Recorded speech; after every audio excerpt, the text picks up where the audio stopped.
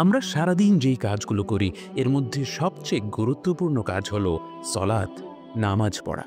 সময় মতো নামাজ পড়া এটা আমাদের গোটা প্রজন্মের জন্য সবচেয়ে গুরুত্বপূর্ণ প্রজেক্ট। আপনার জীবনে অনেক অশান্তি, সময় মতো ৫ ওয়াক্ত নামাজ পড়ুন। আপনার জীবনকে উদ্দেশ্যহীন মনে হয়, সময় মতো ৫ ওয়াক্ত নামাজ পড়ুন। সমাজে অনেক অনিয়ম, অনেক অন্যায় অনাচার, সময় মতো ৫ ওয়াক্ত নামাজ পড়ুন। কত মানুষ দাড়ি টুপি রেখে ৫ ওয়াক্ত নামাজ পড়েও ঘুষ খাচ্ছে, দুর্নীতি করছে। আপনি সময় মতো ৫ ওয়াক্ত নামাজ পড়ুন।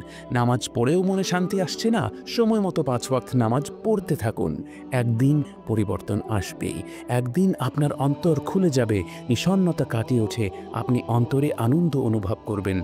বর্তমান মুসলিম উম্মতের সবচেয়ে বড় চ্যালেঞ্জ হলো প্রতিটি মুসলিম ৫ ওয়াক্ত নিয়মিত নামাজ পড়ছে না। যে উম্মতের বেশিরভাগ মানুষ প্রতিদিন কোনো না কোনো ওয়াক্তের নামাজ কাজা করছে, সেই উম্মত কিভাবে আশা করে যে তাদের মধ্যে থেকে দুর্নীতি সরে যাবে, তারা প্রশান্তি পাবে, তারা সাফল্য পাবে, তারা বিশ্বজুড়ে মর্যাদা পাবে?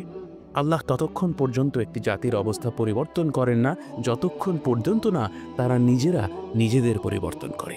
আমরা কখনো নিজেদের মাঝে পরিবর্তন আনতে পারবো না যদি আমরা প্রতিদিন সময় মতো নামাজ না পড়ি।